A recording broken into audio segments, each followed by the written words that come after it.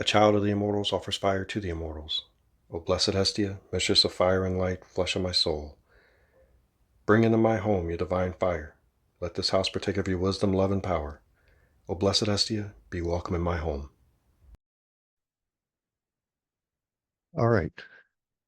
I've been talking about this for several months now, it seems like, but today is the day we are going to sit down and interview Monte Plaisance and talk to him about his upcoming re-release of Scrolls of Manetho. And for anyone who doesn't know, Monte Plaisance is an author. He is also the founder of the Church of Thessaly. He used to orchestrate Witch Fest in New Orleans, Louisiana. Uh, he has been a longtime friend of mine, as well as my mentor and teacher. And he's a, I can honestly say that I probably wouldn't be where I'm at today without him. So without any further ado, let's get into it. All right. Thank you, Monty, for sitting down with me to do this finally. This is our second call this morning to do this, and we just turned into a conversation. But Oh yeah. so uh just let's just jump straight into it. Uh for those people who don't know who you are, can you tell them a little about your background and how you got started within the occult and Hellenism? Oh shit. Um, my original start with I guess religious studies would have been where it started. When I was about 13 years old, I had an accident which was resulted in a near death experience, and what I experienced in that moment didn't um equivalate to what I was taught. I was raised Catholic up to that point, and the experience that I had with that near death experience didn't line up with what I had been taught, and it confused me. And to make it, I'll just keep it short and simple. I saw myself like an out of body experience, and then I found myself in a field of yellow flowers. That was it. No tunnel, no light, no sound, no deceased relatives welcoming me, no St. Peter, no pearly gates, no nothing, just a field of yellow flowers and some trees in the distance. For just I would assume just a brief few seconds, and then I was back in my body and covered in blood and all kinds of stuff, and got brought to the hospital, fractured my skull. It was a bicycle accident. I was doing some crazy stuff on a bicycle as a teenager, and but none of that made sense to me. And so I started like looking towards other religions for an answer, and I started with Christianity, like trying to find if there was anything in there that related to that. Nothing related to it. And so I started studying other religions like Buddhism, Baha'ism, Tantric religion, and then I eventually found my way to paganism. And one of the draws to Wicca at the time was the idea of the afterlife being called Summerland, which kind of like struck a chord with me. I was like, oh, well, I was in a field of flowers. It's kind of like summer, so maybe that's something close. Let me go here. And then that eventually led me to Hellenism. Um, and Wicca kind of also hand in hand with the Hermetic Order of the Golden Dawn. Um, I was a member of a coven and a lodge at the same time out in Sedona, Arizona, and it was like the two opposite extremes. One's just kind of, the Wicca's kind of more like do what you want, free will kind of thing, not a whole rigid structure. And the Hermetic Order of Golden Dawn was the exact opposite. Everything was structure, and I liked aspects of both of them. I liked the structure, but I also liked the freedom and the emotional side of what Wicca offered. So I kind of was in both for a while, and then I found Hellenism, and there was a passage that I had read in the afterlife, talking about the afterlife and how the ancient Greeks viewed the afterlife, and they said that souls while they're waiting for judgment, um, stand in this place called the Fields of Asphodel. And so I said, what does that mean? So I looked up what asphodel means, and asphodel is a daffodil, or what we know as a daffodil, which was the yellow flowers that I was standing in that field. And at the time that it happened, I had no idea what a daffodil was. Like, I had never consciously seen a daffodil ever, that I could recall before that point, because I remember looking at the flowers during the near-death experience and thinking they looked kind of otherworldly, because the daffodils, got that, looks like a teacup almost on a saucer. And I had never seen that before in a flower. And I was like, that's a weird fucking flower, man. And so when I read that and I realized that the Fields of Asphodel is a field of daffodils, and that's where I was during my near-death experience at 13. This was I was 20, I think, when I made that connection. Everything just kind of clicked into place, and Hellenism's been where I've been ever since, and I haven't looked back. So that's how I kind of got started. And then as far as the occult and the magical aspect, that kind of all just blended in with the Wicca. I got interested in that with that, and then Golden Dawn as well. Gave me the reality of what magic and mysticism are. So it's kind of a dramatic story, I guess. But that's how I got started and how I ended up where I am now, in a nutshell. Yeah, I would say that's pretty dramatic. So since I've been mentioning the Church of Thessaly several times on the channel, can you give just a brief description of how, well, you sort of already did, but how the church came to be, what the goal of the church is, and a little on how it functions? Yeah, I had never intended to start a church at all. I moved back to Louisiana, which is where I'm originally from, after I left Arizona. I left because I had worked my way through the degrees of the Wiccan coven that I was in, which was an Alexandrian coven. So I made my way to the third degree priest, or whatever you want to call it, Alexandrian. And then in Golden Dawn, I made it to the rank of Adeptus Minor, and then was told that I couldn't go into any higher grades until I reached magical maturity, which was the age of 25 minimum. And at 20 years old, that kind of pissed me off, because I'm like, look, man, I'm mature. And then in retrospect, looking back at that now, they were absolutely right. And they were justified in their decisions. Because after 25, is when things really took a more serious turn for me. But I had no intention of ever forming a church.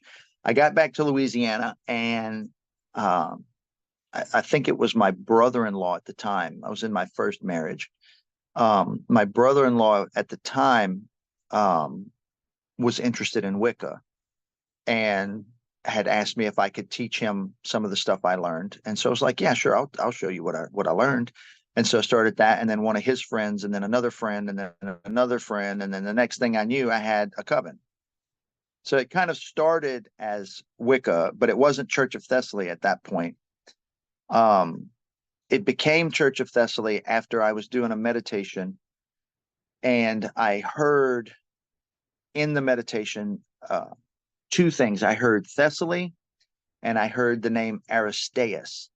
And Aristeas, after researching, was a kind of Pan-like god of the region of Thessaly. He was over beekeepers, like over bees, and honey production.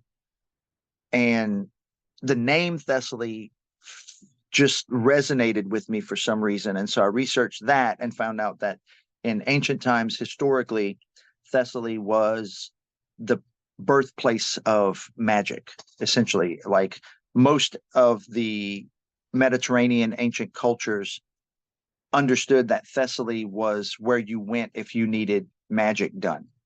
kind of like the reputation that I feel like New Orleans has in modern society for voodoo. Thessaly was kind of like that for magic. And they say witchcraft specifically, but they didn't really have the word witchcraft in ancient times. It was just magic, you know. Um, so that's where you went if you wanted to have magic done. You went there to experience mysticism and magic. Um, and the practitioners of magic from the region of Thessaly were considered to be the most powerful and the most experienced. And so I said, well, you know, if I'm going to start a church, that's going to be the goal.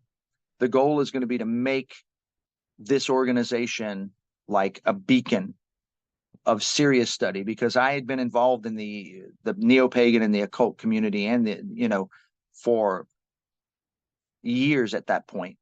Because this was in '94 when I decided to actually make it a church.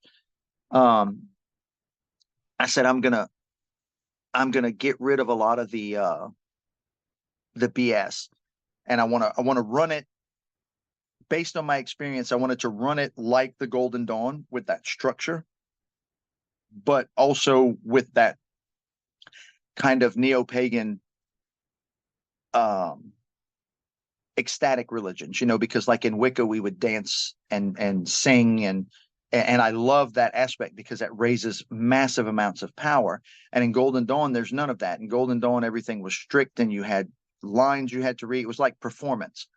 And I wanted to find a good blending of those two where you could stimulate the emotion, but have it in an environment that was structured so that you don't have to deal with the I don't like to say things, but like a lot of the people that I met who are involved in Wicca and neo-paganism are just really, sometimes they can be um, a bit much to deal with. Um, you know, they come out with some stuff that's just like, that doesn't make any sense to me, you know, and not to disparage or just say anything negative about another person's practices, but there has to be some degree of reasoning. You know, for example, I was at a meeting with some other Wiccans one time, and this woman was telling me about a spell that she created that will allow you to speed without ever getting a ticket.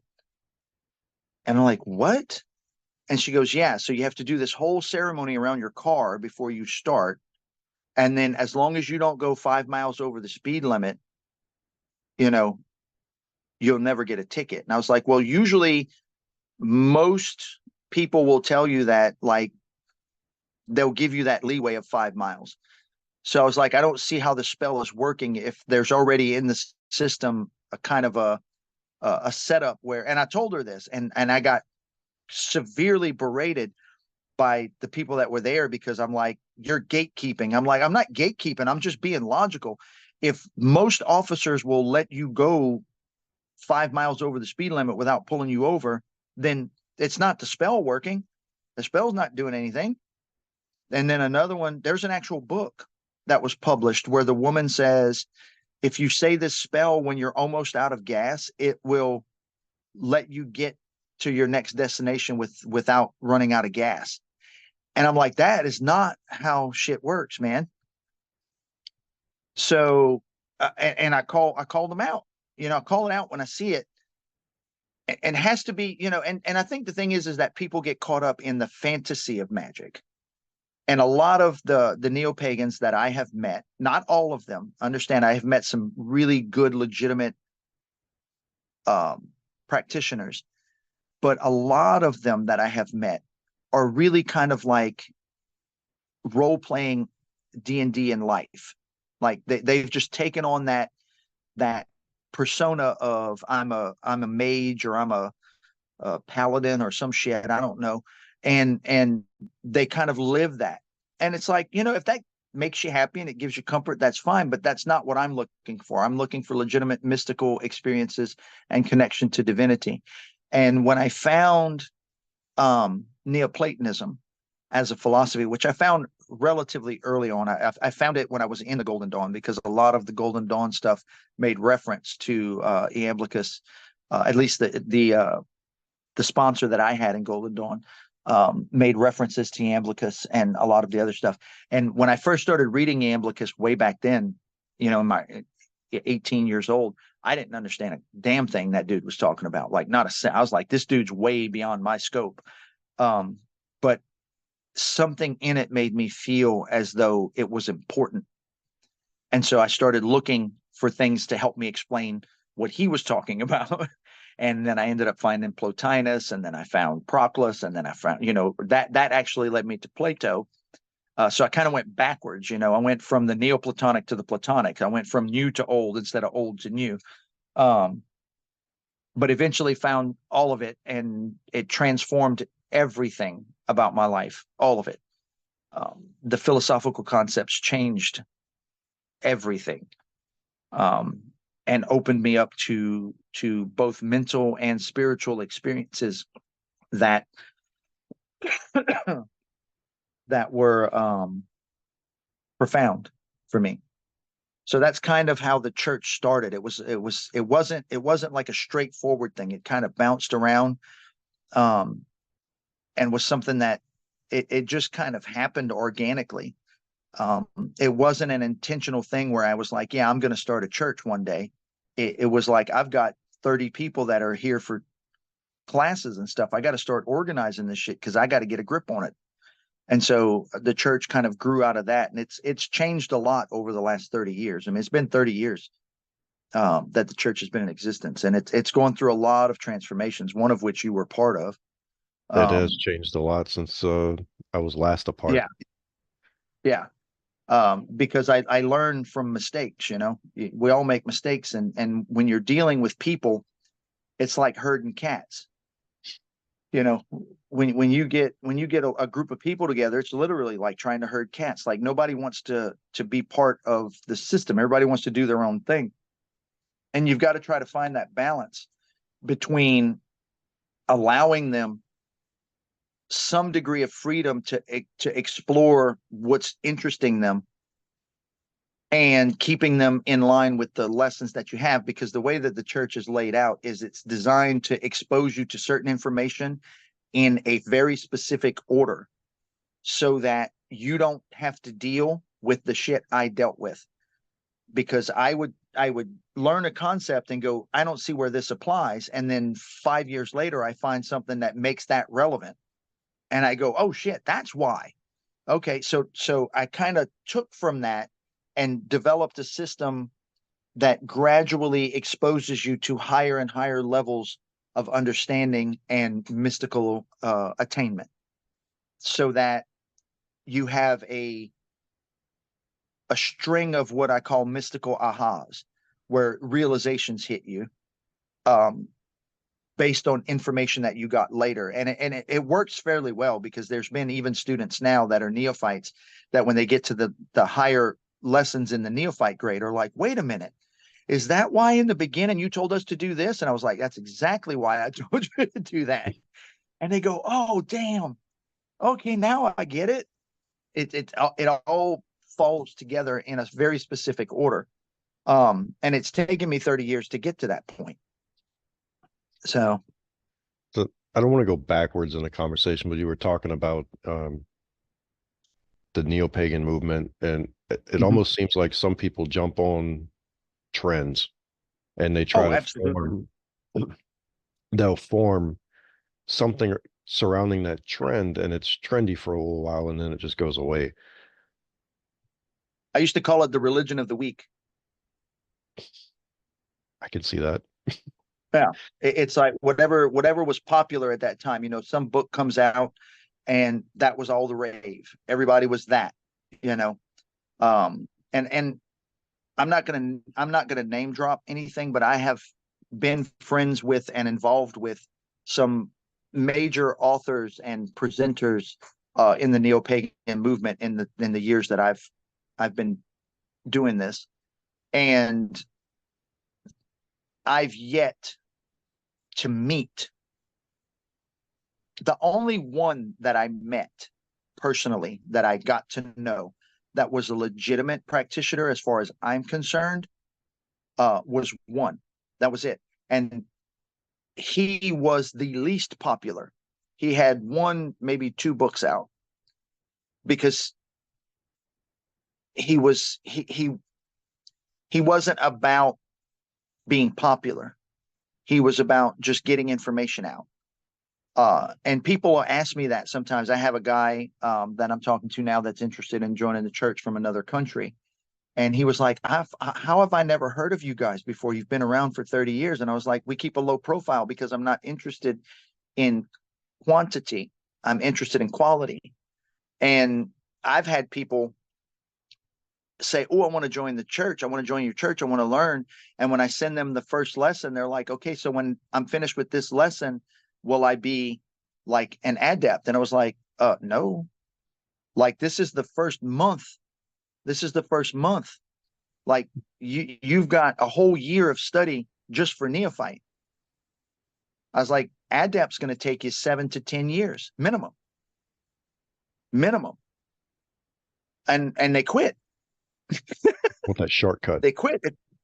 Yeah, it's like this is a lifetime commitment. You can't achieve all of these mystical unions and theurgic, for lack of a better term, miracles in a weekend. Like you just can't. It's just not how it works. And I think that it falls into this whole like role playing thing where they want to be, like Harry Potter, and it's like, oh, you're a wizard. It comes to you naturally. You can just do incredibly powerful things with no training whatsoever. It's in your blood. And it's like that's I've never in all my years met anyone who could just naturally do things. There's people that are more gifted than others as far as like intuition. Some people catch on faster. Like I can teach tarot to one person and they'll get it immediately and they'll start understanding it and they'll start running with it. But you weren't born knowing that. You had to learn it. You had to learn it. And some people absorb better than others, and some people it takes them longer. But you can be born with a natural proclivity to this type of stuff, but you're not born with the information.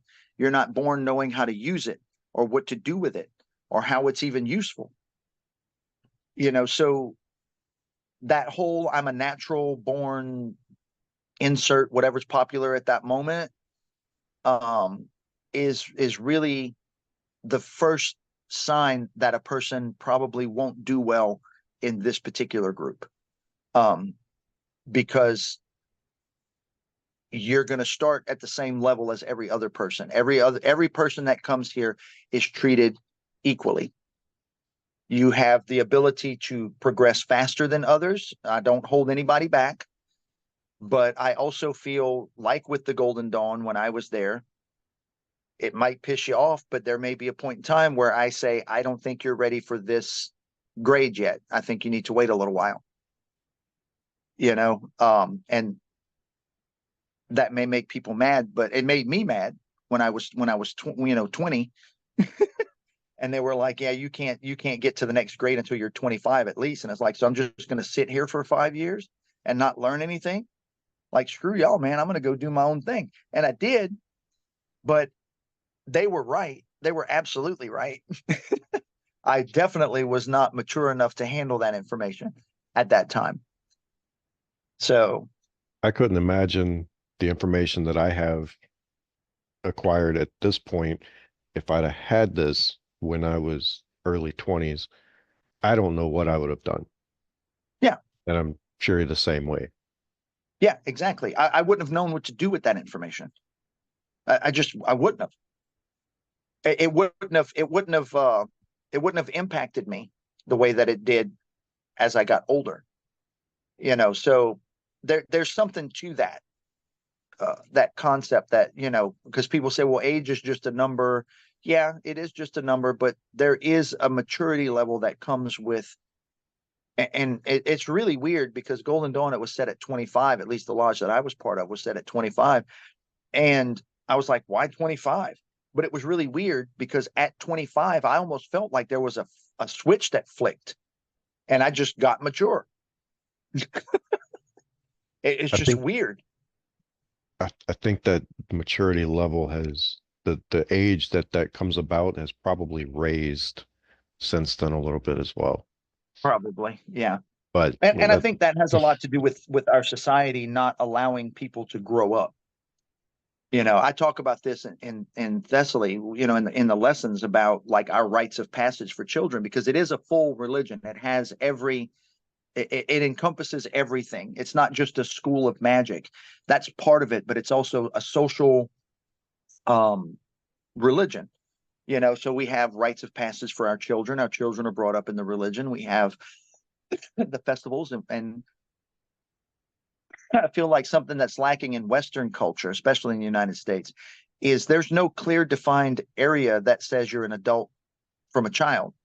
18 is the cutoff for you should start trying to develop your life, but then 21 you can start drinking, but 18 you can go to war and be drafted as like there's when are you an adult? Parents can keep you on their health insurance until you're freaking 30 or something like that. Like, where's the cutoff point? Where is the point where it says you're now responsible for you? yeah. And, So and so I feel like that adds to the immaturity, because if a human being by nature is not required to fend for themselves, they're just not going to. If I don't have to go out and get a job and pay bills and be responsible, then why the hell would I want to do that? That sucks. Nobody wants to do that, but you have to do it. So if you give the option to say, oh, well, you have an out, they're going to just take that out. The majority of people are going to take that out. So I don't know. I feel like that's something that's severely lacking. Like we need to have so like with Church of Thessaly, you know, at 13 they have their rite of passage, and then there's a line from 13 to 18 where that particular child is given more responsibilities at home. Now, mama doesn't clean your room or dad doesn't clean your room. You clean your room. Up until that point, you have all the freedom in the world to be a child, have fun, explore, make a mess. We'll clean it. We'll do whatever. But at 13, those responsibilities start to be given to you as a preparation for your adulthood. From 13 to 18, we are preparing you to be a responsible adult by giving you responsibilities to deal with, and not necessarily repercussions for not doing them, other than you're going to have a messy ass room and we're not going to fix it for you. So if you don't like it, then you need to clean it. But one of the things about that as well is, up until that point, it's the parent's responsibility to set the guidelines. So if you just don't keep your kid's room clean, then your kid is going to get used to living in a messy environment. And so a messy environment just feels like home to them. So they're not going to be given the desire to clean, you know. And I look at my daughter now, at she's going to be 5 in September, and if her room is messy, it bothers her. If she goes to another kid's house and their room is messy, she starts trying to clean it, and she's 5. We took her to the children's museum and some kid threw a bunch of stuff on the floor, and she's like, oh my God, we need to pick up this mess. And she starts cleaning up the museum. But it's because her environment is orderly. And so she understands that order and neatness are good. You can make a mess and have fun, but then you have to pick it up. Like, it gets picked up. And she's already in a position where that environment is appealing to her. And so when she gets to be a teenager, she's going to already have that precedent that I need to clean my room. It's my responsibility now. Mom and dad have done it. Mostly mom has kept up with it until this point. So, well, they like to say that children are sponges. They absorb everything. yeah, That's part of it. yeah, yeah, So exactly. so the primary purpose that we were set to do the interview was for the book Scrolls of Manetho. Yeah. So can you talk a little about that particular book, that work, and what that is. Okay, so the Manetho work was what most people would have called my crazy phase. Um, Most of the people around me couldn't understand or comprehend why I was doing what I was doing. Um, I had gotten into, I think it was in 2000 and late 2000, maybe 2001, but I'm pretty sure it was like mid to late 2000. I acquired the book called The Greek Magical Papyri, the PGM, Papyri Graecae Magica.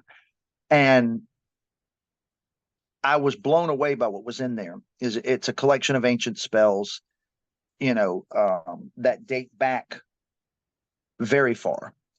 Um, and it's kind of a blend of a whole lot of stuff. Like it's a whole vibe by itself. It really is. Um, and I'm looking at some of the things that these people are saying, like if you do this ritual, the spirit will appear to you and it will, you know, be with you as a companion and sit and eat with you and all this stuff.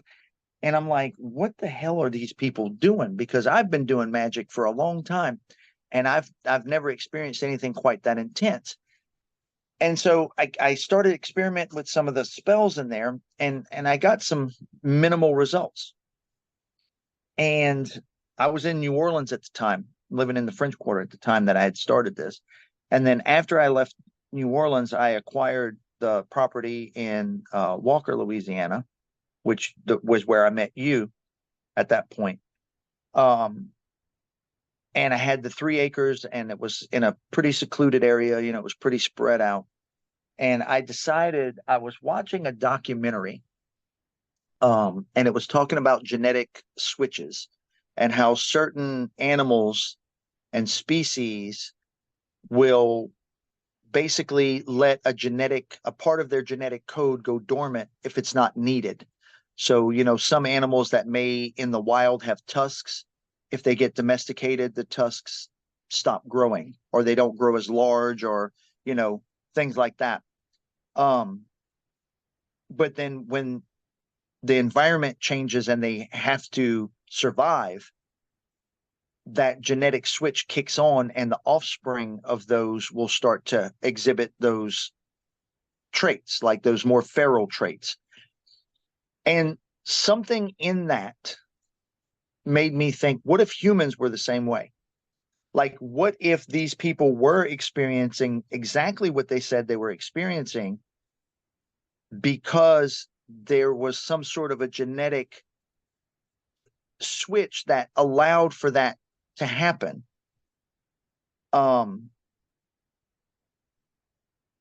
it's hard to explain how my thought process was at that time, but like I felt like, maybe we shut off being able to commune with divinity because civilization didn't require it anymore. When we were hunter gatherers, or even, strictly dependent on our own crops for survival, our connection to the divine, praying for a good crop or, all that good stuff, we were closer to them at that point.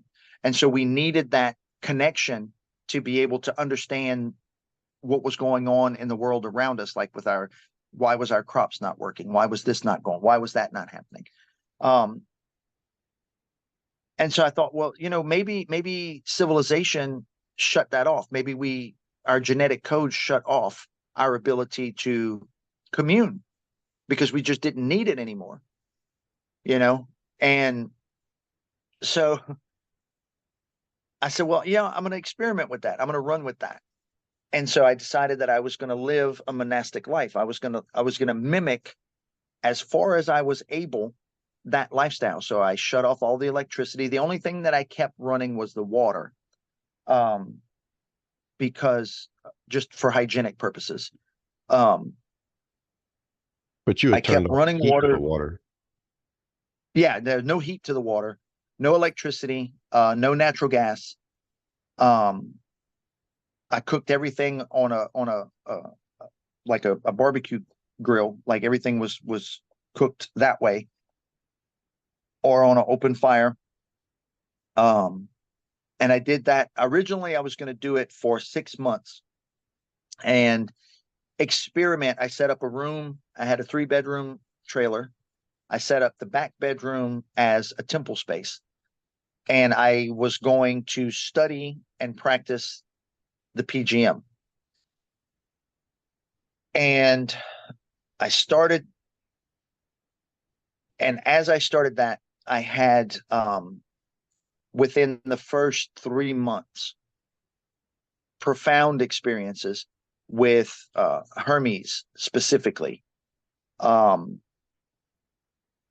and experiencing Hermes in the way that he or that the interactions are discussed in the PGM, like him appearing not necessarily physically, but kind of like in a visionary state where I would see him and he would just dump this information onto me with all sorts of stuff. And it started with the oracle, the Hermetic oracle, which we use regularly in the church now. That's almost the cornerstone of the church. That's where that started. And a lot of the information that he gave me, I still have written down. I have stacks of notebooks of things that were said in these visionary states that I still haven't interpreted. I still don't quite understand everything that was given to me. I'm still exploring that as well. And that was 20 years ago. But I was supposed to do it for 6 months and then ended up doing it for 2 years. So I stayed 2 years in that state, experiencing some of the most intense and profound mystical and magical experiences that I've ever had. You were present for one of them where we did the catharsis and opened the underworld, and the mist started coming out of the ground, and all that stuff. That That kind of occurred stuff, like twice. twice, yeah. Yeah. So the manifestations of divinity, the catohes, the all of it was triggered on that, and I was able to. I've always kind of had a knack for organization, and so I was able to take what I learned from the PGM and develop a system designed exactly like the church is designed to kind of gradually expose the person to these types of experiences.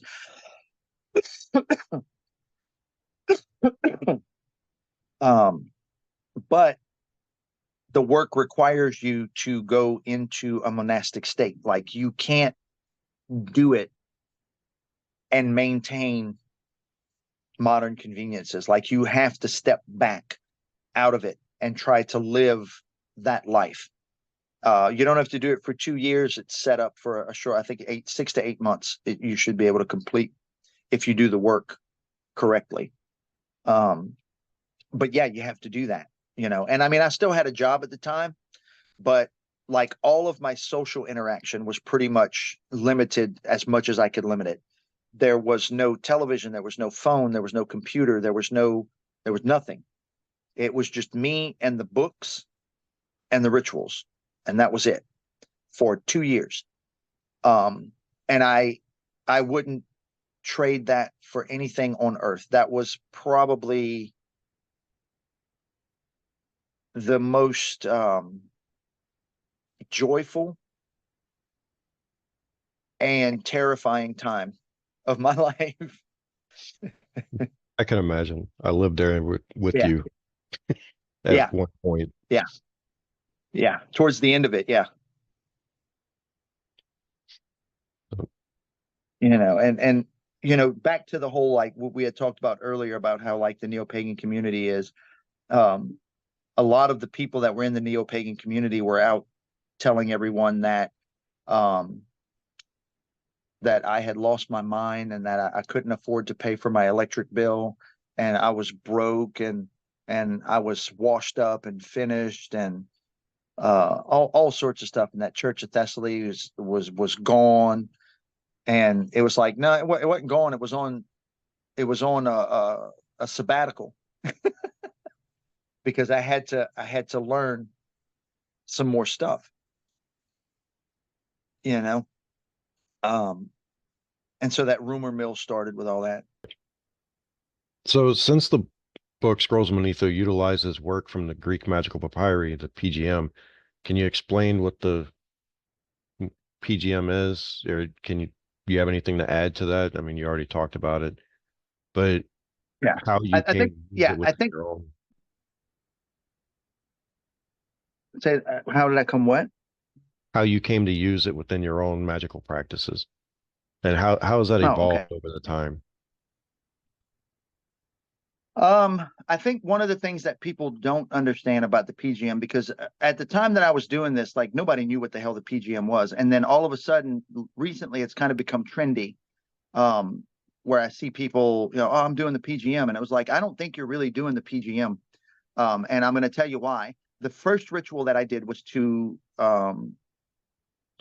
attract the paradros, which is a spirit that will sit with you and eat with you, as it says it on the thing. And the ritual required you to drown a falcon in milk and then drink the milk. Right. Um, that was the first ritual I did when I started the Manetho work, and it's known as a perfective rite. Is one of the things that they used to call these the apotolestica, which is the perfective rites. And what a lot of people don't understand about the Greek magical papyri, it's not about the spells. It's about fortifying your soul to be able to channel divine energy, right? It's about using in theurgy, which is the practice of magic as it was explained by Iamblichus and in the Chaldean oracles, is basically divine work, right? It's about working with the gods and channeling those energies from the gods to perform, for lack of a better term, miracles on earth, right? And so when we did the catharsis ritual the two times and the mist comes out of the ground, no incense being used, no nothing. There's just, and I got pictures of that. Where and for the, you can't see it in the pictures, but for those who were there, that it wasn't just coming from the vomos, from the pit, that the inverted altar for the underworld. It wasn't coming from just there. It was literally seeping out of the ground around us. you know, Everywhere. um, yeah, everywhere. Those are physical manifestations. As far as I'm concerned, that's miracle. It fits the criteria. Um, but that doesn't happen if you can't channel the energies correctly, if you can't channel the divine powers correctly. And in order to do that, you have to perfect the soul. So you have to perform these apotolestica, these rites that strengthen and add power to your soul to make it capable of doing that, which is what Scrolls of Manetho, the Manetho work, is designed to do. It's designed to gradually expose you to higher and higher concentrations of divine energy until you can channel divinity. Um, the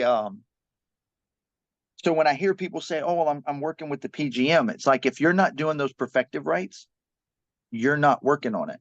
All right. Now, granted, for the one that I did, I had to alter it, and I have the actual ritual that I performed and the results as I wrote them in a paper on academia.edu, um, which is starting to get a lot of traffic lately. I had to substitute because I couldn't get a falcon. And so I looked at it and I explained how I came to that in that article. I'm not going to go through it in too much detail because it's complicated, but I ended up replacing it because the ritual was designed for Orion, the hero Orion and the star Orion, to create some sort of a connection with that particular divinity. And so what I decided to do was to alter the ritual to attune to Helios, the god of the sun, and enlightenment. So I figured that was appropriate. So I substituted the falcon for a rooster, and I drowned the rooster. I offered a sacrifice, drowned the rooster in a bowl of milk, and then drank the milk at the rising sun and mummified the rooster. Everything else was found and done exactly as it is in the ritual, as it's described. I just changed the prayer to Helios, and I changed the focal point to Helios to attract that particular divinity. And the spirit absolutely came, absolutely attached to me, and stayed with me up until the time that I was in a really bad car accident. And I felt during that car accident, which was really weird to begin with. I was riding with someone to work and got rear-ended. We still never found out who rear-ended us. It had to have been an 18-wheeler. The one time in my life that I didn't wear a seatbelt, and I was in a major accident, and I mean, I'm talking about the vehicle rolling. You know, it was a van. I got hit with a spare tire in the face. It was pretty bad. It broke 2 ribs. I had to get air meted out. But during that whole situation, I felt like that spirit came around and just kind of like wrapped me in protection, I guess is the best way. You know, like I still got injured, but for all intents and purposes, the accident itself, I probably should have been thrown out of that vehicle and died. And I feel like that spirit protected me. And then after that, it kind of eventually started gradually leaving, because I think that I had progressed magically enough to where I didn't need that particular spirit any longer. As I got further and further into the PGM, I feel like that spirit or that daemon was kind of like, you got this now, I'm out. So But when I hear people saying that they're doing the PGM, it's like, if you're not doing the perfective rites, if you're not strengthening the soul, the spells aren't going to be as effective for you. They may work, but they're not going to work as well, as if the soul is channeling that divine energy to a higher degree. so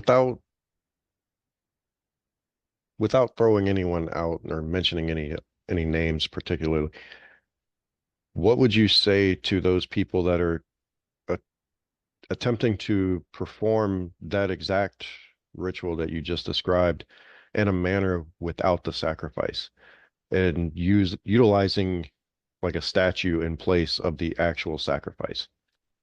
It's not going to be the same. The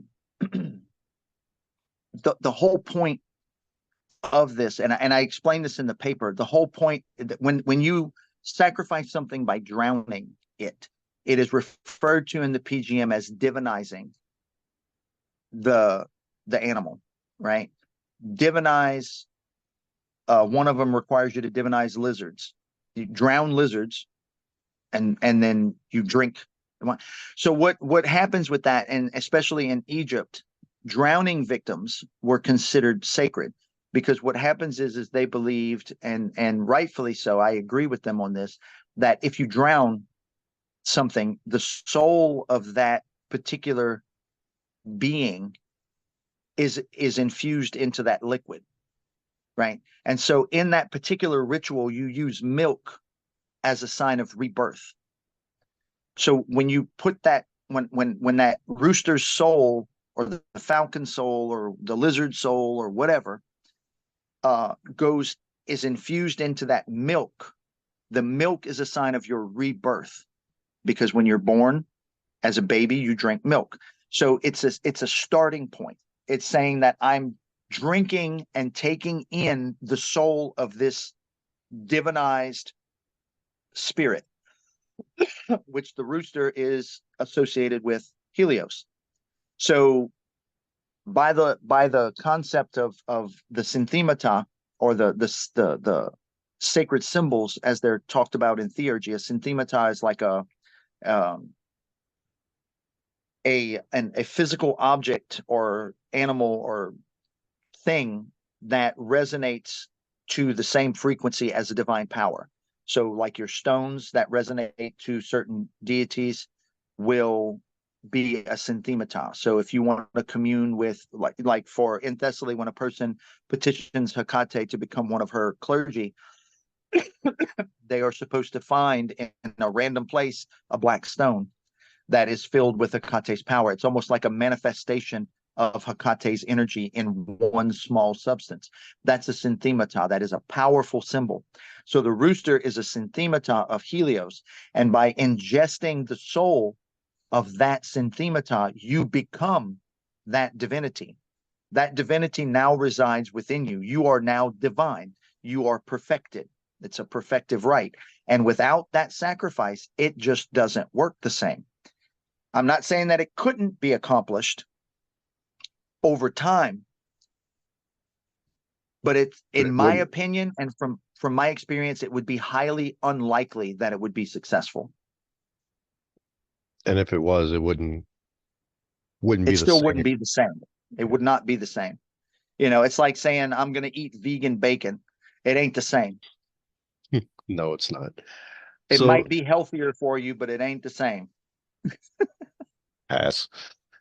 So Yeah. what brought you to develop the initiation laid out within the Scrolls of Manetho, and how did that change your life? If I had to explain to you my thought process for it, I don't think that I can. A lot of this was written, I would say probably over 75% of the Manetho work was written down in a visionary state. I don't want to say channeled, because that's not the correct word for it, but it's like I look back at my notes. I still have all my notes, which the new version that I'm working on right now is going to include some of my journal entries while I was doing the work, to explain how I came up with certain things and how my experiences affected certain things. But I look back at some of the things that I wrote down back then, and I don't even remember writing them. I'm like, when the hell did I write that? And the date's on there. I know what day I wrote it, but I just, I don't remember writing all of it. And the setting up of it in octaves is basically because of the sacredness of the number 8, which is explained in more detail in the new version. The original version was me putting out the information in as simple a form as I could. But also at that time, I was deeply, deeply immersed in that practice. And so a lot of the things that I wrote, I kind of just wrote under the assumption that somebody was going to understand what I meant. And in retrospect, I look back at it now and it's like, oh, I probably should have explained that a little bit better. Because they're probably not understanding what I meant by this, which is why I pulled it off the market, honestly.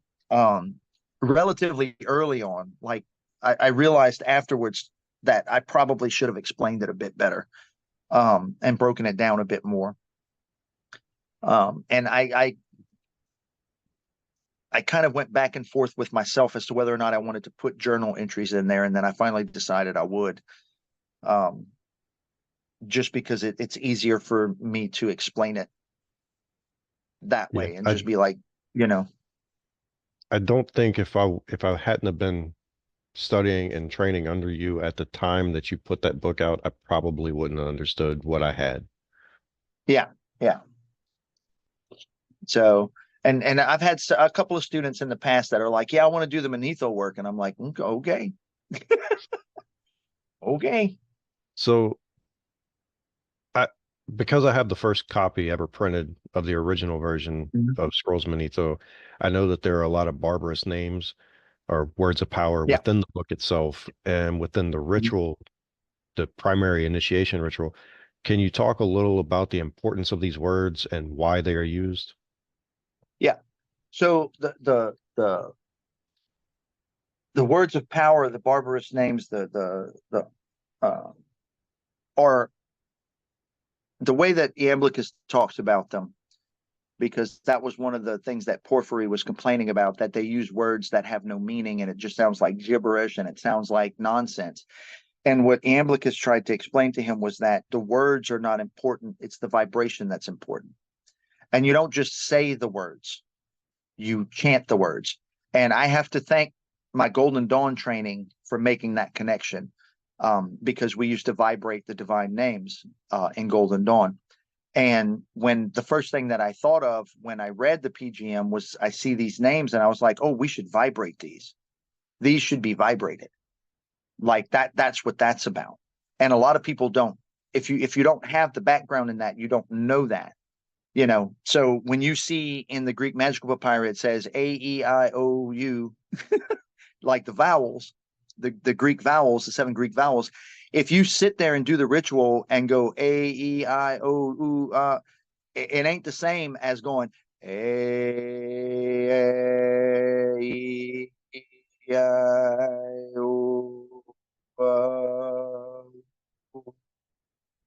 That's profoundly different than going A-E-I-O-U.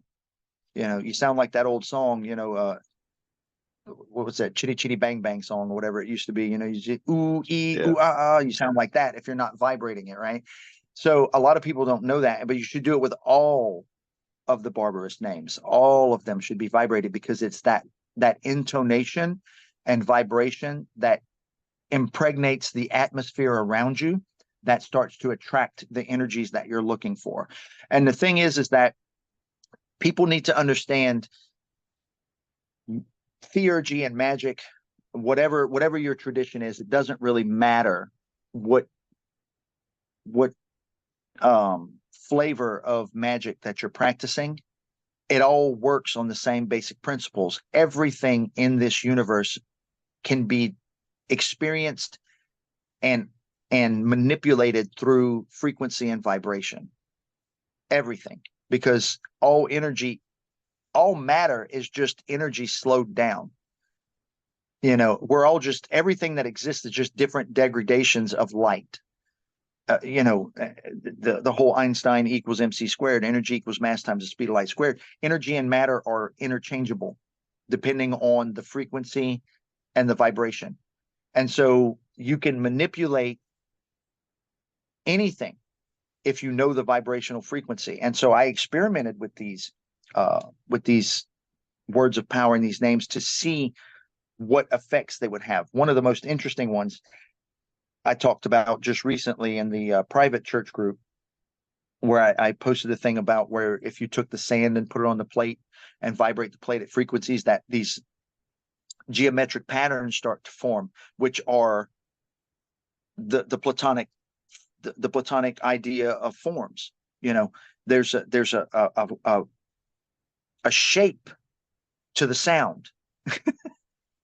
And those structures are seen in molecular structures and atomic structures, that everything is about the frequency and the vibration. And so I built, when I was experimenting with them, I built like this sounding tube that connected to like sort of a drum with a skin on the top of it. And I would put the sand on top of it and I would vibrate the names into this sound tube and watch the patterns that would emerge from these different words. And each one has a unique pattern that emerges from it. And that's where I kind of gathered what they were good for, and what they were used for. Also in conjunction with how they're used in the Greek Magical Papyrus. So if you look at certain words of power are used for curses, and some are used for invoking powers of light, some for darkness. You know all about that one. Yes. So yeah, but and they all coincided. So these people had a better understanding, in my opinion. The ancients had a better understanding of how the subtleties of our existence affect reality. Whereas we've gone from we've gone more towards scientific, which is the idea of, the physical world is all that exists. But if that simple experiment of vibrating sound to create patterns tells you that there's a structure that is unseen in the universe. So there's something beyond the physical that affects the physical, and it interacts with it. And that's where the theurgy and the magic comes in. And I just think that people have the wrong idea, especially scientific people have the wrong idea of what we're talking about when we say subtle energies or immaterial things, because they just can't accept that something non-physical um, can affect reality. But it's not just that it affects reality, it is reality. It's the cause of reality. You come from the non-physical to the physical. At some point in time, I was never a physical thing. My body came out of nothing, a genetic pattern that's passed on. But where did the first one come from? Where does it originate? And we just had this conversation with a student last night, where it's like, this is the reason. I was like, but what's the cause? What's the ultimate cause of existence? If you say the Big Bang, then you came from nothing, from a singularity. Well, what is that? It's a single point of what? And that And all this vastness comes from one. I How's that think any different than us saying the one is the source of all things? It's the same thing. We just word it differently. the best guidance that, especially given last night with the student, was go watch the movie The Agora, because Yeah. when she's given the lecture, what makes things fall? Everyone goes, it's heaviness. Okay, that's why it falls. What is the cause? Right. What is the reason behind that? Right. What's the primary cause? And the conversation, like I say, that I get into a lot, especially with atheists, is, when you say, okay, describe love for me. And they'll always a chemical reaction in the brain. Right. But what caused the chemical reaction? Well, your desire. What caused my desire? Well, the person that you saw. Why is that person caused my desire, but not the other person? What is the cause? Because the chemicals in your brain are a reaction to something. Your brain didn't make you fall in love. Something caused your brain to create the chemicals that make the body feel affection. What is the cause? The chemicals don't make you fall in love. They're a reaction to you falling in love.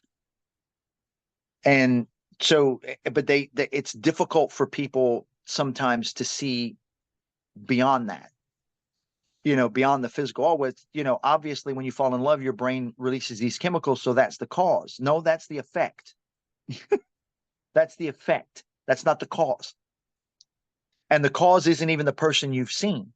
For us as Hellenists, as hardcore polytheists, that is Aphrodite causing that. And again, not that Aphrodite is some sort of entity that exists as a being that is standing over us, making us fall in love, or arrow shooting us in the ass with an arrow, making us fall in love. It's a vibrational frequency. One of the things that I description that I like to use a lot is radio frequencies. If you think of the gods as different radio stations, and the rituals as the way to tune into their station so that you can hear their music, you can absorb their energy. It's always there. There's radio waves surrounding us and penetrating us right at this moment. We just don't hear it because we don't have the radio tuned into it. And even when you have the radio tuned in, you're not hearing all of those stations. You're only hearing the one that you're tuned into. And so that doesn't mean that that's the only radio station. Which is why polytheism makes much more sense than monotheism. If you tried to play all the radio stations at one time, it'd be nothing but a jumbled mess of shit, and you'd never understand what's going on, which is why I feel monotheism fails. Because it's too damn confused. The energy is too erratic. It's too confused. And then everybody gets pissy with everybody and start killing each other. So, polytheism is much more natural in that there's all these different frequencies. And if we do this ritual and we use these colors and we use this thing, all of these incense and these things that are designed to create the vibration, vibrate the names, vibrate the vowels, vibrate those things, it creates and tunes us into that specific frequency. And then we can receive information and energy and power and knowledge from that frequency. We can tune in and we can listen to the radio. It's always there. It's omnipresent. It's always there. We're just not tuned into it. All of the gods are surrounding us at all fucking times. We just not tuned into them all the time. And the more you tune into them, the more they affect you. And the more that your soul becomes empowered and you get perfective your soul becomes more perfect, and you can channel higher and higher degrees of energy and become eventually a divine person on earth, which is the ultimate goal. So that's where we're at with that. Awesome. So for those people interested in performing the ritual that you laid out in Scrolls of Manetho, what could they expect to gain from it, and what effect could they expect for it to have on their overall lives if they actually committed to it and performed it? If you commit to it and perform it with sincerity, it will change quite literally everything about your existence. It, it's it is a perfective rite. It is a ritual that is designed to divinize your soul, to be able to affect change in the world around you. And the thing that a lot of people don't understand is that once that is achieved, it's not the end of it. Like, you have to maintain it. Like, I can't do, if I was to do the catharsis ritual today that we did twice back then and had those results with the mist coming out the ground, I guarantee you I wouldn't have the mist coming out the ground, because I'm not as connected now as I was then, because I came back to this life. I came back to the normal life. And then I've got two kids, two new kids now, and a new life. So there's a lot of distraction here. I would have to, it's kind of like riding a bike though. Like, once you start doing the rituals again and you start vibrating the names, if you do the ritual for the entire 8 months that it's required, you will, it doesn't leave you, but it can lessen.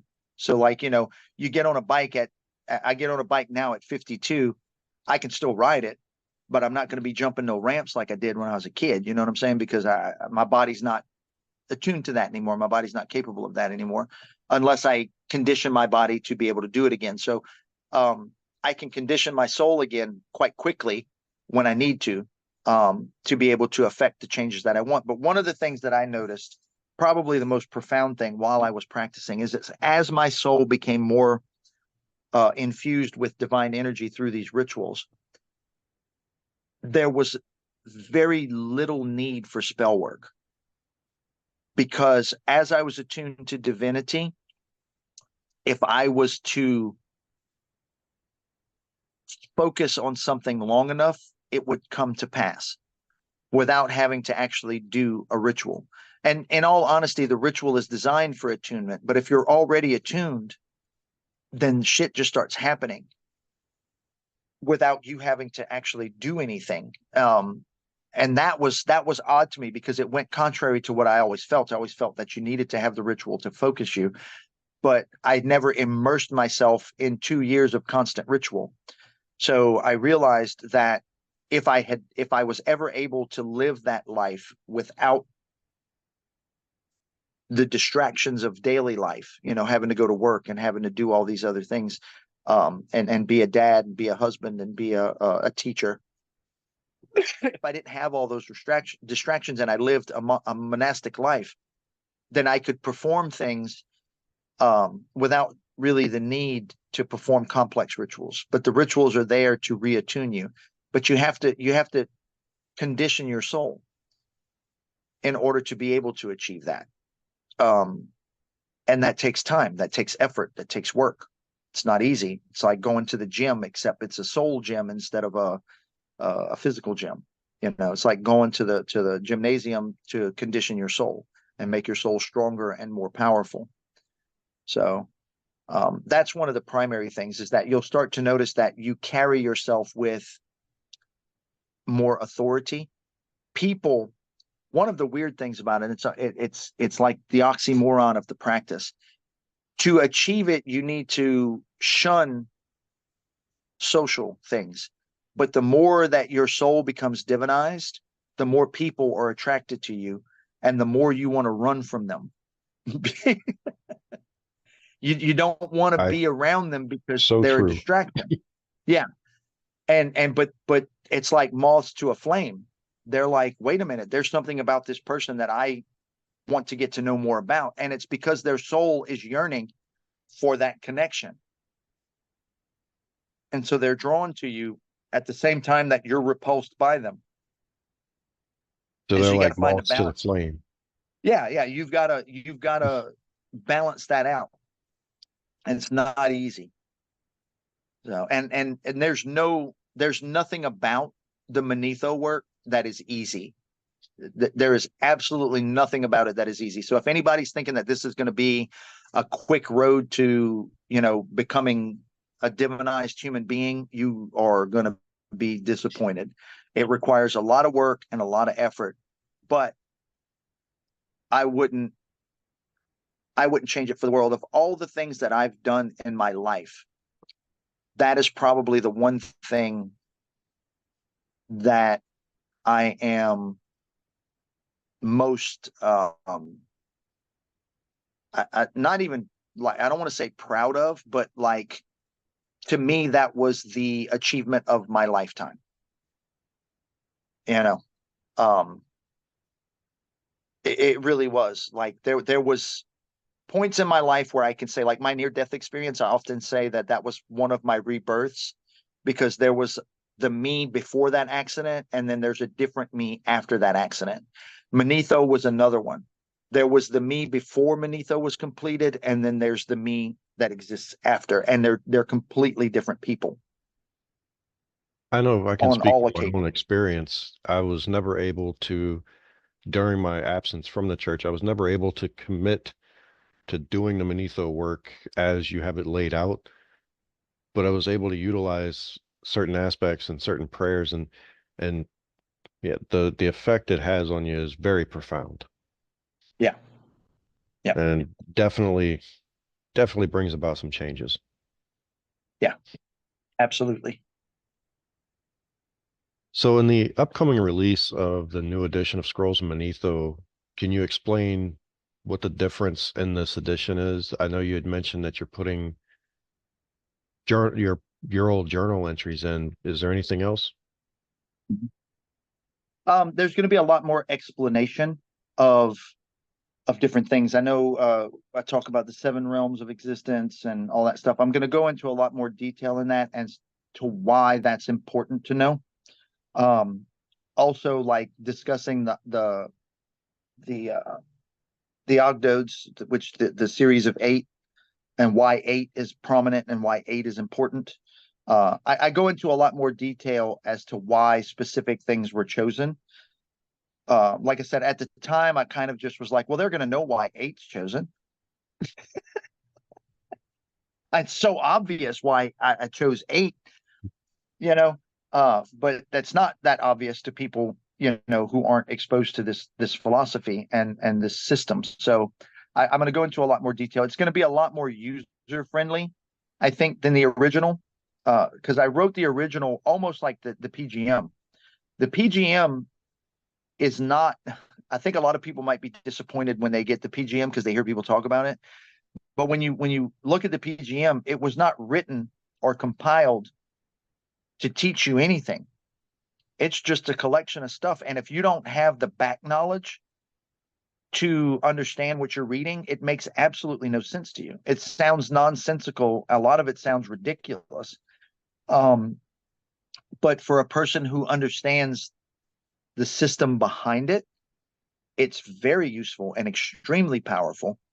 But I don't think that there's anybody out there that's really kind of broken it down. I know there's some books out on the PGM and there's other stuff, but I almost feel like that's becoming trendy. Like, we're just going to do this, and then they kind of like soften it up a bit, because one of the things that I got a lot of flack from the neo-pagan community was the animal sacrifices. You know, they're, oh, that's immoral. I eat meat, so I don't see where it's immoral. You know, and as a person who has been involved in this for a long time, I have experienced rituals where sacrifices are not done, and experienced rituals where sacrifices are done. And there is a huge difference. And if you don't want to do them, that's fine. That's understandable. Some people don't have the stomach for that, especially in today's society. But there's nothing immoral about it. The animals are treated very well. They're treated as sacred. And the offerings are dispatched in a very humane and fast way. They're never tortured or injured in any way. It's done quickly and it's done efficiently. But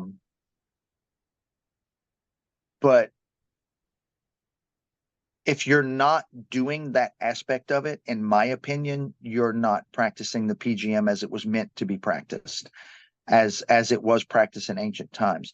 And this whole concept of, oh, well, we've progressed past the animal sacrifice.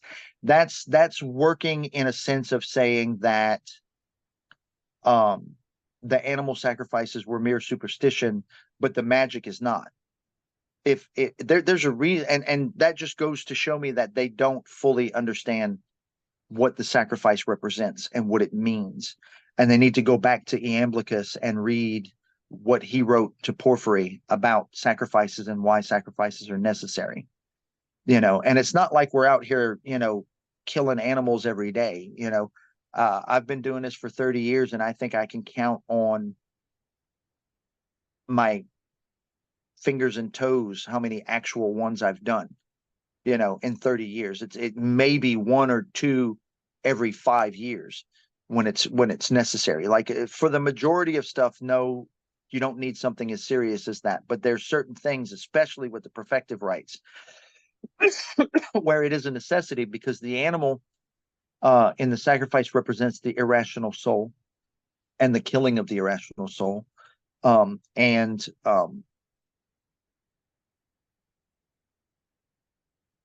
there's just something that changes in you when you do it. There's something different, and I can't describe it. And it's one of those things that you have to kind of, we talked about this with that student last night, where it's like there's certain things where words fail us and experience is the answer. I You can't just have to describe, experience it yourself. yeah, I can't describe the difference, because there's not a word that I know in the vocabulary that I have that would make it understandable to you. It's just something, when you experience it, you notice the difference. There's a profound difference in the way that the gods interact with you. The way that energy hits you is way different and far more powerful than not. And the alternative to that we have in Thessaly is the what came to be the coconut sacrifice, where you infused, you get a coconut or a melon or a gourd or something, and you decorate it. You sand it down, you paint it, you put a lot of energy into it, you drill a hole in it, you fill it with wine, you seal that up, and then you pray over it, and then you cut it open, and then the wine represents the blood, symbolic of the blood, and it releases all the energy you put into it out. That's very close. The energy of that is quite close to an actual sacrifice. Not quite the same, because there's no soul involved. But it is very similar. And I would argue to say that it is almost as effective if you put the effort into it. If you actually pray over it and treat it like it was an actual sacrifice and not just a coconut that you're whacking open. If you treat Actually it take the effectively, time to put the energy in. right, put the energy in, sand it down by hand, take your time. An actual coconut sacrifice should take you over a week to do properly. Like, you should sand it down as smooth as possible by hand. You should put as much effort into the work of painting it and putting almost like what the Buddhist monks do with those sand mandalas. They spend months and months and months doing these intricate things just to destroy it later, as a symbol of the impermanence of life. And that is exactly what our sacrifices are. The actual sacrifices and the coconut sacrifices is symbolic of the impermanence. You put all this effort into things, and then ultimately it all ends anyway, which is not a fatalistic view. It's just a reality. And the idea, and you've heard me say this before to all new neophytes when they come in, what do you want to be remembered for? Because while you're here, this is temporary, and you should work to be remembered. You should do things in your life that other people will look at when you're gone and say, wow, that person did that. That's what you want. Yeah, That's the goal. every time this gets brought up, I go back to the movie Troy, where uh, Brad Pitt playing Achilles tells Yeah, the young kid, like, because the kid's saying, I wouldn't want to fight him because that's why no one will remember your name. right. Like, Yep. Dare mighty things, man. so due to the complexity of the work in Scrolls Manetho, is it something that someone can just pick up and start working, or do they like what type of It's going to foundation? be. Yeah, it's going to be. The new version is going to be designed that way. Like I said, when I originally wrote it, it was almost like the PGM, where it was like I just worked under the assumption that the person who was going to buy it had a prerequisite knowledge of certain things and that they would get it. But that's not what happened. So I'm making it, like I said, more user friendly. There's going to be a lot more information in to prepare that person for what they're about to experience. Um, so I feel like the new one's going to be better. I don't know what the page count is going to be at this point, but it's going to be a lot more than the original one was. So you're gonna basically help them set their foundation for the work that comes up ahead. Right. Yeah. Okay. So, as with any magical operation or system, are there any dangers to performing the work within the Scrolls Manetho? And if so, like what precautions should they take to practice it safely? There are definitely things that can go wrong. If they veer from the prescribed format, and they decide that they want to fuck around and find out and do things from the PGM that aren't in the actual Manetho work, they can open themselves up to things that they're not ready for, um, which can be dangerous. My advice to anybody who does get the book when it's released and wants to do the work, to follow the guidelines that are set, because if you follow the guidelines as it's laid out, the most dangerous thing that's going to happen is that you're going to progress faster than you expected, which can cause some fear. You can expect, as you get further into the work, to start seeing entities, um, physical manifestations, of energies, of currents of energy, of all sorts of things. I mean, you saw them when you were living there.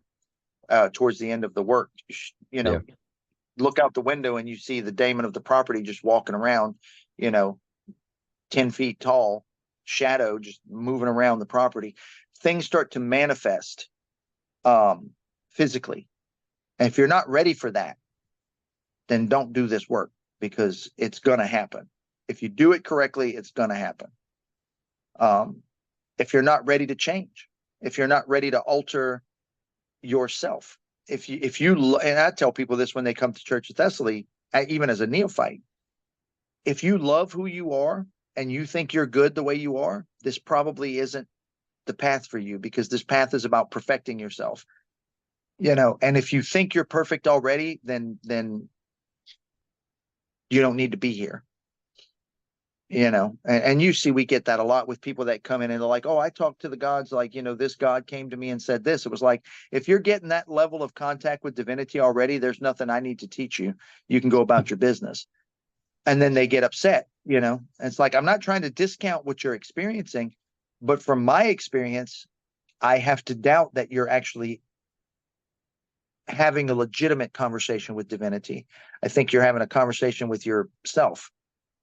Um, and one of the things too is that you have to realize that when divinity starts to contact you and you start communing with divinity, there's not going to be a point in time where divinity is going to say, hey, you're doing everything perfectly. That just doesn't fucking happen. They're going to Absolutely be like, not. you need to fix this. This is what's wrong with you. This is what needs to change. That's what's going to start to happen. So whenever you hear someone say, oh, such and such God or goddess came to me and they said that I'm doing great. No, I doubt that. I doubt that, because it doesn't matter how much work I put in. When I commune with Hermes, he's like, you ain't doing enough, son. Get busy. I'm I like, know dude, there's only so many hours in a day. I have shared experiences on this channel before on not not communing with them, but having an experience where there's no doubt in my mind that for instance, Dionysus came through to kind of uplift me at a time where I needed it, Yeah. but not the coddle. That Yeah. Oh, yeah. hey, it's okay, but the work's not done. Yeah. Well, you get it simpler than me. Hermes is just like, bitch, get busy. I'm like, I don't stop, man. I put out 32 books so far. That I'm actually gonna ask you something about that too, so you can share that. But aside from the ritual of initiation given within the Scrolls of Manetho, what else will people be able to take away from the work if they choose not to utilize the initiation? What else could they take? The information alone, the vibrational formulas for the words of power are useful, whether you go through the initiation or not. If you vibrate and intone them correctly, they'll have the effect that they're designed to have. Um, the basic knowledge, the prerequisite knowledge that's going to be in it of the seven realms and how the soul and the psyche and the persona and the body, how all that interchanges with each other. The theurgic anatomy of a human being, I guess, would be a good way to explain it. Um, how those things affect our lives.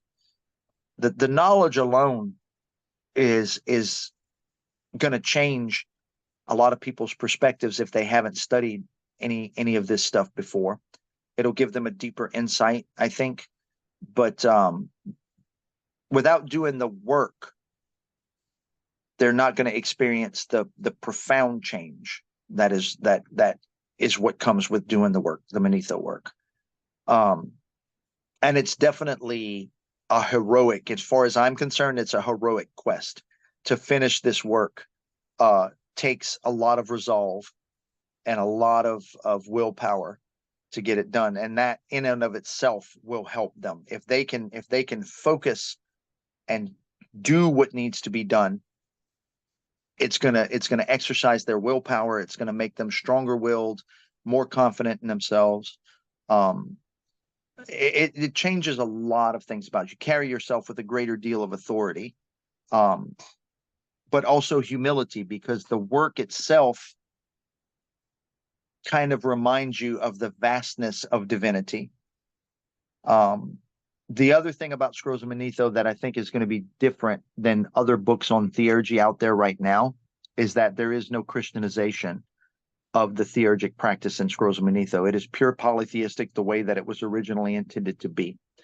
Um, and I think that people get confused when they read the PGM, because there's a lot of references to Jesus and the God of the Hebrews and the God of Abraham in that, because the way that ancient people viewed divinity is not the way that divinity is viewed today.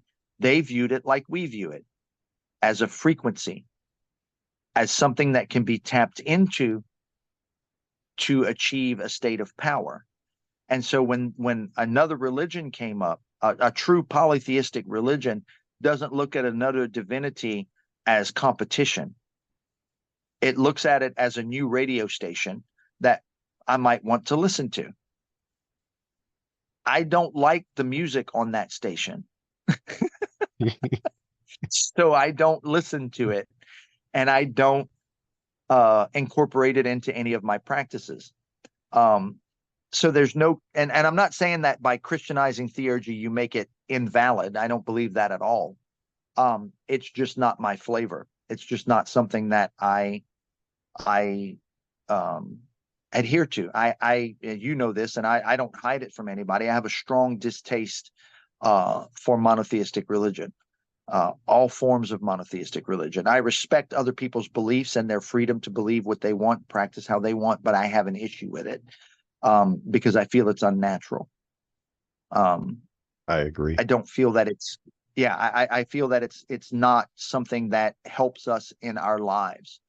I feel that if you focus on the one, like we believe in the concept of the one divine power that created all things, but it's not a God. It's a divine power. It's a creative force. And it's perfect. It's ineffable. It's unknowable. So I just acknowledge its existence as the source of my being and the source of all divine beings on top of that.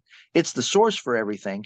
But if I say I want to be the one, I'm setting myself up for failure. And I feel that's what monotheism does, is it sets up and says this God is perfect and all things are perfect. And this particular God doesn't like us because we're not perfect. It's like that God created me imperfectly, according to you. So it's his fucking fault. And How are you going to hold me accountable for something that you did? it's just the same as Celestius when he talks about when something is created and it becomes corrupted for worse, then the creator must be evil for allowing such a thing to happen. But if it becomes better, then the artificer or the creator must lack in power because it didn't create it better to begin with. Yeah. Well, no, and that ties into it, not because I talked about the perfective rights and how the rights are designed to try to perfect you. And the thing is that people will say, like, an argument might be made that, well, you believe in the one and the one is perfect and it created you and you're not perfect, so you're saying the same thing. But it's like, I didn't say the one created me. I'm a byproduct of the one's existence. It emanates outward. The energy, that creative force, emanates outward, and as it emanates outward, it becomes less and less perfect and more material until it manifests as matter, which is not perfect. Matter has flaws. It goes from the realm of ideas, where there are perfect forms, and manifests itself as us. Kind of like when we talked about the patterns that emerge from sound. When you vibrate a board to a sound, and the frequency makes certain patterns. Those patterns are the perfection of the sound. We can't hear the pattern in its perfect form because our ears are flawed, but you can experience it through the soul. And so that's the purpose of theurgy. The purpose of theurgy and magic and all of what we do is designed for experiencing things that are non-physical, and working to perfect the non-physical aspects of ourselves. And then once you do that, the physical aspects of yourselves and your life around you tends to become better. I absolutely attribute the Manetho work to the relationship that I'm in now. The relationship that I was in before this one, before the Manetho work was finished. It Yeah. was a train wreck. It was an absolute train wreck. Because I wasn't resonating to the energy that was conducive to that. The Manetho work changed my vibrational frequency of my soul to attract good things. And I found the woman that I have now, and I have an absolute knockout life. As far as I'm concerned, I'm not wealthy, but that's never been one of my goals. My goals has always been to just be happy, and I have never been happier in my damn life. And I attribute that to the Manetho work, to It's changing my very vibrational noticeable. frequency. Yeah, changing my vibrational frequency to attract to me what I needed. And that goes back to Seleucus when he says only good comes from the gods. And the thing with that is that you have to understand that good also means necessary. So when the things that I went through in that train wreck of a relationship were necessary for me to be able to appreciate when I found the right person. When the vibration came and brought this person to me, I was able to see it for what it actually was. and not lose that opportunity. And so that's what a lot of people don't understand about it, is that the magic happens in such a way that it almost seems like it's a natural course of things. But when you look in retrospect, it's almost like you can see the gods playing chess with you as a piece. And like, I'm going to put you here because that's what you need to go through right now in order for you to move to here, and And and it's not always a it good position they put you in. no, no, In our perspective, it not at doesn't the appear to time. be good. But after the fact, you can look back and be like, okay, I fucking get it now. Yeah. Well, it's like I was saying in that situation. I think you had left though. That I had another student that stayed late, and we talked more. And I remember it during the Manetho work. There was a time when Hecate came to me in a vision during the work, and I was asking her about all of the train wreck of a fucking relationship that I was in. I was like, why am I suffering through all this shit? Like, what the hell is going on? I can get my spiritual life good, but why can't I get my fucking emotional life good? And she literally leaned in and said, what makes you think you know what's good for you? You're not there yet. You don't know what's good for you yet. We're trying to show you. So just relax. And then right beyond that, she said, answer me a question.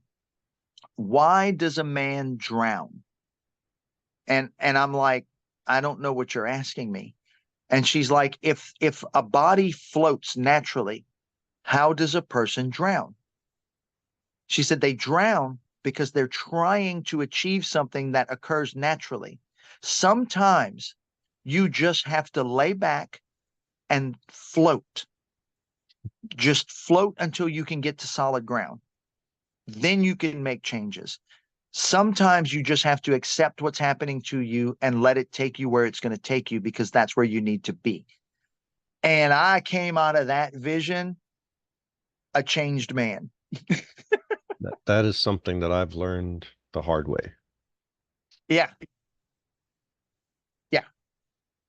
And those are the types of experiences that you can expect. That journal entry goes in the new book, by the way. So um that's one of the things. A lot of people think that if you achieve some sort of spiritual perfection, that your life, that somehow or another you become this divine being that's incapable of doing wrong and all that. That's not how it works. You're still a fucking human, right? But your life, like, tragedies happen, but they don't destroy you. We lost our. I mean, you saw the house I was in before. It was a beautiful home. We lost the Yeah. whole house in Hurricane Ida while we were in it. And we were like, what are we going to do? And then everything was protected. We lost the house, but we lost very little of our supplies. Like the library alone, that is the only room that survived, was the library. And in the library were the statues of Hecate and Hermes. They weren't in the temple because I'd taken them out because we were starting to um, do work in the temple to like prepare it to make it better. The temple got completely destroyed, but the room that the two statues were in was untouched until the moment I took the statues and the library out. Then the roof caved in, literally the next day. So everything was protected that was important. And then within a week, we got this house, which belongs to my current fiance Ebony's parents, and they had it as a rent house for a while. And they were like, well, nobody's in it right now. Y'all just go stay there. You can stay there as long as you want. So again, the gods kind of playing that game of chess with you, of like, okay, well, that house is not conducive to what you need. Because honestly, when I got that house, I was working in a job that made it easily affordable. And then that job ended, and the new job I had I don't think we would have been able to sustain it. And I was locked into a lease on that house for another like 2 years. And so the gods are like, we'll get rid of that. You'll still have all your stuff, but now you're going to be in a place you can afford, and you're not going to have to break a lease and screw your credit score up. That's how I view it. Everything just played out the way it was. And that's one of those things of like, yeah, it didn't seem good at the time, but in retrospect, man, that kind of helped me out a lot. Yeah. And I've said similar stuff in other videos that I made about, you know, basically my life went to shit, uh, and through my perspective, but I was put in a position where I needed almost a break and, go over here, get your shit together. And then when you're mentally prepared, everything just starts happening. Yep. And I remember when I met my current wife, I called you on the phone and I was talking to you and I brought it up to you as like, I think I'm going to propose. And you immediately laughed and go, you damn well better. Yeah.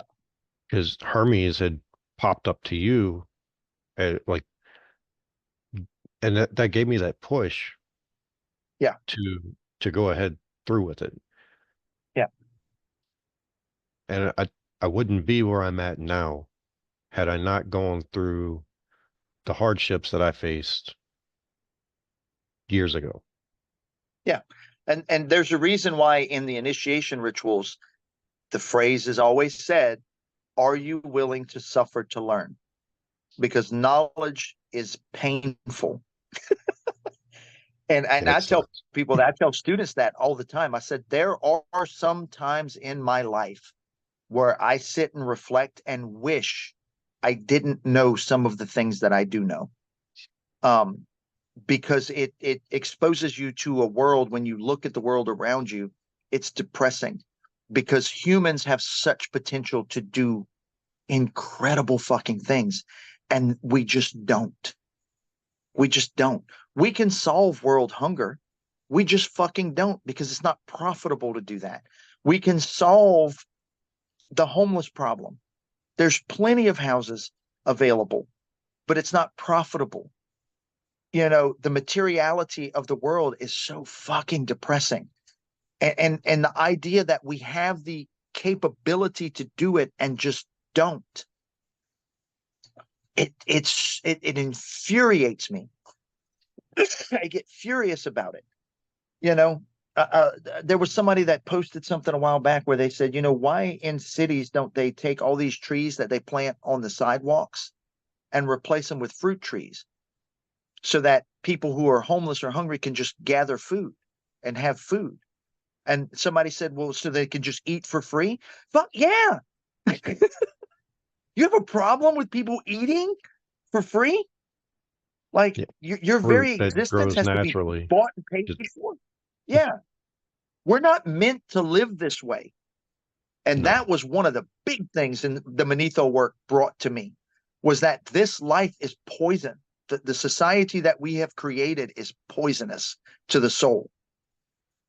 It's poisonous, and that's proven by the fact that when you watch these videos of people where they give a homeless person $100, and that person goes and buys food and then shares that food with other homeless people, that person has a better grip on what life is supposed to be like than anyone else. You know, 100% agree. yeah, it's like, it's ridiculous the way that our society is today. It's poison, and part of the church is to change that, like one person at a time, because we can't fight the system. We don't have the numbers, but one person at a time we can build on and hopefully change our society for the better. That's the goal. It says it in the church doctrines that to create a spiritual and temperate society, that is our goal. A society that is both spiritual and temperate. That was something that I made mention to the students, the current neophytes, recently, was pay it forward. Yeah. And I even issued that challenge out to, I think in the video I made on Providence, Fate, and Fortune. I want to say it's that video, but it I have an extreme example of that, but I'm not putting that on YouTube. Um, Yeah, yeah. I shared I it. know the I shared one it you're with, talking about. Yeah. yeah, I shared it with the neophytes to basically, like, if you're capable of doing something, do it. Don't Right. expect something in return. Don't go around boasting about it. But, and that's the reason I won't put it on YouTube because I Right. didn't do it to get recognition. Right. It wasn't performative. It was legitimate. Yeah, the very few people know that that took place. Right. Um, I, but not going to go on to that. So what other books have you published that are available out there right now? The most popular ones that we have now are our Pantheon series, the Thessalian Pantheon series. I have 15 of those out right now. Um, and it's a small booklet, about 65 to 70, 80 pages, um, about how our church honors and views each divinity.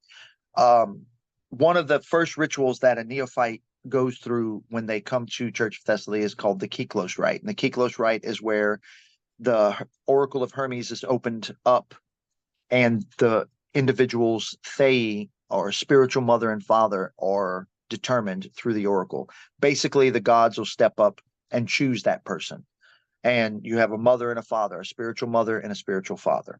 And those two divinities represent your character.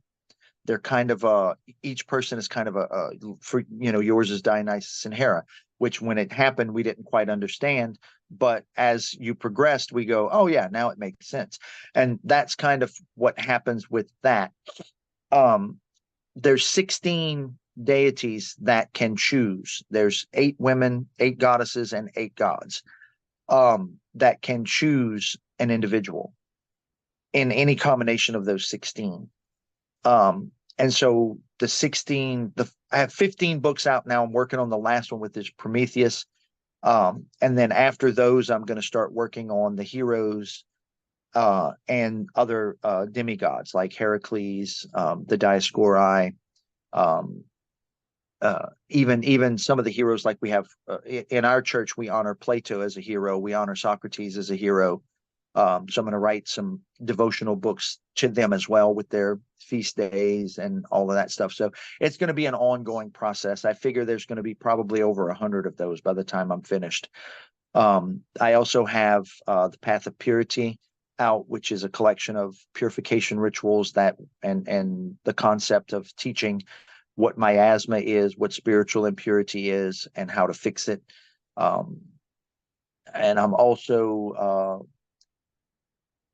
have my first book, which was published through Red Will Weiser, which was Samuel Weiser at the time, Reclaim the Power of the Witch, which is the first book that I put out, and was the kind of the beginnings of Church of Thessaly. Church of Thessaly had just formed. That book came out in 2000, and the church was formed in 94. So it had a lot more of a Wiccan flavor than the church evolved into later. Um, but it's still, all of the information in there is still stuff we use today. Like it hadn't changed that much. Kind of changed the dressings of the window, but the window's still the same. Um, what else? Scrolls of Manetho was taken off the market. There's a few other ones that I took off the market. Treasury of Hellenic Prayers, I'm going to rewrite. Um, and then also, the privately printed books that are for students only. I have a lot of those as well, which is what I'm working on right now. Getting those finished and ready for everybody. So as they progress, they'll have their next textbook. Um, there's a lot of stuff out there. Awesome. So Yeah, for anyone interested in learning more about the Church of Thessaly, is there anywhere that they can visit? yeah, they I can know go to I've the shared the website. website. Yeah, the website is probably the easiest way. There's also a book out by by a friend of ours, Rowena, talks about the Church of Thessaly from an outsider's perspective instead of from a person who's a member, because she's not a member. But that one's also available. If any, I mean, we have it available for sale, and I don't want to cut out all of the proceeds for the books that I write for the church. I don't receive any of that money. The money that we make off of that goes into the church's treasury to help promote the rituals that we perform, and also to go towards burial funds for citizens who have been here for 5 years or longer. So any citizen that's been an active member in paying their dues into the church for 5 years gets a burial policy through the church, where when they pass away, their expenses are covered by the church. Their burial expenses are covered by the church, because those are important for us. Proper burial rites are important for our tradition as well, so that's covered in that. Provided that they stay an active member up till the time of their death. Like, you can't just come in and pay for 5 years and then expect to be quit and then be buried 50 years later when you die. You have to stay a member. But it covers the burial policy. So